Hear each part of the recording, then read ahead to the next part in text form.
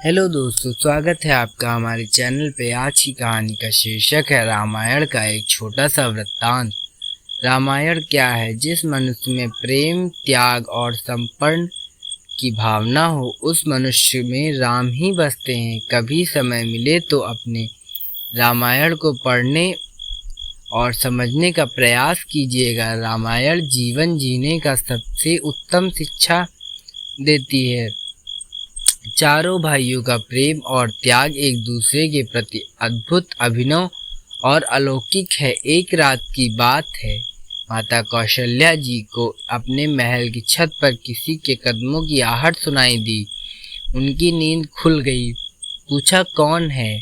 मालूम पड़ा सबसे छोटी बहू यानी शत्रुघ्न जी की पत्नी सुकीर्ति जी हैं। माता कौशल्या जी ने उन्हें नीचे अपने पास बुलाया। सुकीर्ति जी आई, चरणों में प्रणाम कर खड़ी रह गईं।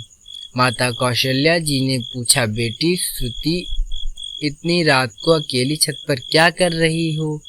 क्या नींद नहीं आ रही? शत्रुघ्न कहाँ है? सुकीर्ति की आंखें भर आईं। कौशल्या माँ की छाती से लिपट गईं। बोली, माँ, उन्हें तो देखे हुए 13 वर्ष हो गए। सुनकर कौशल्या जी का हृदय कांप गया।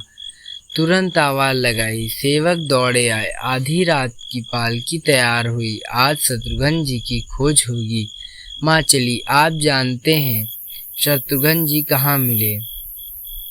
अयोध्या जी के जिस दरवाजे के बाहर भरत जी नंदीग्राम में तपस्वी होकर रहते हैं, उसी दरवाजे के भीतर एक पत्थर की शिला है। उसी शिला पर शत्रुघ्न जी अपनी बाह का तकिया बनाकर लेटे मिले। माँ शत्रुघ्न जी के सिरहाने बैठ गई। हौले से बालों में हाथ फिराया तो शत्रुघ्न जी ने आंखें खोली। माँ उठे, चरणों में गिरे। माँ, आपने आने का क्यों कष्ट किया? मुझे बुलवा लिया होता। माँ ने कहा, शत्रुघ्न, यह क्यों? शत्रुघ्न जी की रुलाई फूट पड़ी। बोले, माँ, भैया राम जी पिताजी की आज्ञा से वन चले गए। भैया लक्ष्मण जी उनके पीछे चले गए। भैया भरत जी नंदीग्राम में हैं। क्या ये महल, ये रथ, राजसी वस्त्र विधाता ने मेरे लिए बनाए हैं? शत्रुघ्न जी की बात सुनकर माता कौशल्या निरुत्तर रह गईं। देखो क्या है, ये राम कथा, यह भोग की नहीं, त्याग की कथा है। भगवान राम को 14 वर्ष वनवास हुआ तो उनकी पत्नी सीता जी ने 14 वर्षों का कठिन वनवास संघर्ष स्वीकार किया। परंतु बचपन से ही बड़े भाई की सेवा रहने वाले लक्ष्मण जी कैसे राम जी से दूर हो जाते?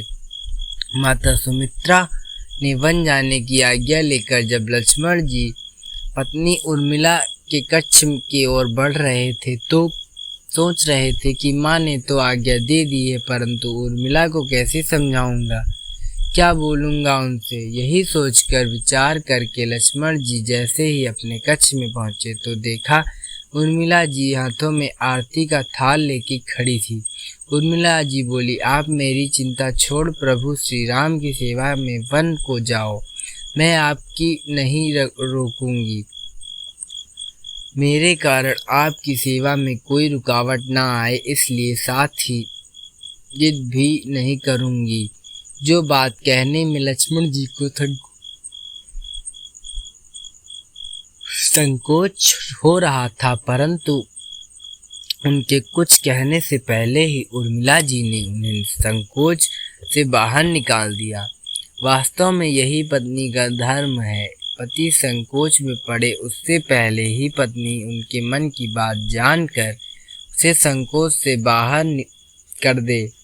लक्ष्मण जी प्रभु श्री राम के साथ वन चले गए, परंतु 14 वर्षों तक अपनी पत्नी उर्मिला ने एक तपस्विनी की भांति कठोर तप किया। वहां वन में लक्ष्मण जी प्रभु श्री राम एवं माता सीता की सेवा में सोए नहीं, परंतु उर्मिला ने भी अपने महलों के द्वार कभी बंद नहीं किए और सारी रात जागकर उस दीपक की लौ को बुझने नहीं दिया। मेघनाथ से युद्ध करते हुए। जब लक्ष्मण जी को शक्ति लगी और हनुमान जी उनके लिए संजीवनी बूटी पर्वत लेकर वापस लौट रहे थे, तो बीच में अयोध्या के ऊपर से गुजरने के दौरान भरत जी ने उन्हें देखकर कोई मायावी राक्षस समझा और उन्होंने हनुमान जी को बाण मार दिया, जिससे हनुमान जी गिर जाते हैं। तब हनुमान जी सारा वृत्तांत सुनाते हैं कि सीता जी को रावण हर ले गया। लक्ष्मण जी युद्ध में मूर्छित हो गए हैं। यह सुनते ही कौशल्या जी कहती हैं कि राम को कहना कि लक्ष्मण के बिना अयोध्या में पैर भी मत रखना, राम वन में ही रहे। माता सुमित्रा कहती है कि राम से कहना कि कोई बात नहीं, अभी शत्रुघ्न है, मैं उसे भेज दूंगी। मेरे दोनों पुत्र राम सेवा के लिए ही तो जन्मे हैं। माताओं का प्रेम देखकर हनुमान जी की आंखों से अश्रुधारा बह रही थी, परंतु जब उन्होंने उर्मिला जी को देखा तो सोचने लगे कि यह एकदम शांत और प्रसन्न खड़ी है। क्या इन्हें अपने पति के प्राणों की कोई चिंता नहीं? हनुमान जी पूछते हैं, देवी आपकी प्रसन्नता का कारण क्या है? आपके पति के प्राण संकट में है। सूर्य उदय होते ही कुल का दीपक बुझ जाएगा।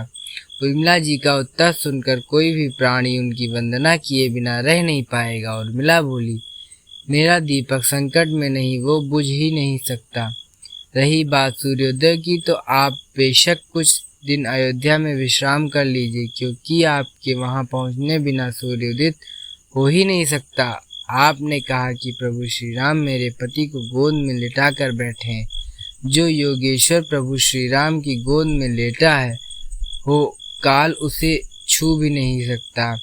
या तो वो दोनों लीला कर रहे हैं। मेरे पति जब वन से गए तब से सोए ही नहीं हैं। उन्होंने ना सोने का प्रण लिया था, इसलिए वे थोड़ी देर विश्राम कर रहे हैं।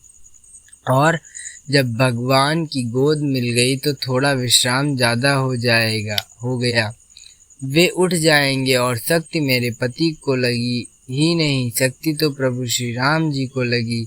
मेरे पति की हर श्वास में राम है और धड़कन में राम, उनके रोम रोम में राम, उनके खून की बूंद बूंद में राम है। और जब उनके शरीर और आत्मा में ही सिर्फ राम है, तो शक्ति राम जी को ही लगी, दर्द राम जी को ही हो रहा। इसलिए हनुमान जी आप निश्चिंत हो जाएं, आपके वहां पहुंचने बिना सूर्योदित नहीं होगा। स्वर्ग के लिए गया ही क्यों जाना? राम राज्य की नींव राजा जनक जी की बेटियां ही थीं, कभी सीता तो कभी उर्मिला। भगवान राम ने तो केवल राम राज्य का कलश स्थापित किया, परंतु वास्तव में राम राज्य को इन सब प्रेम, त्याग, समर्पण और बलिदान से ही आया। लक्ष्मण सा भाई हो, कौशल्या माई हो, स्वामी तुम जैसा रघुराई हो, नगरी हो अयोध्या सी, रघुकुल सा घराना हो, चरण हो राघव के जहाँ मेरा ठिकाना हो त्याग भरत जैसा सीता सी नारी हो, लव कुश के जैसी संतान हमारी हो, श्रद्धा हो श्रवण जैसी, सबरी सी भक्ति हो, हनुमंत जैसी निष्ठा और शक्ति हो। जय श्री राम। दोस्तों, अगर आपको हमारी कहानी पसंद आई हो तो कमेंट में बताइएगा और हमारे चैनल को सब्सक्राइब किए बिना मत जाइएगा। थैंक यू दोस्तों।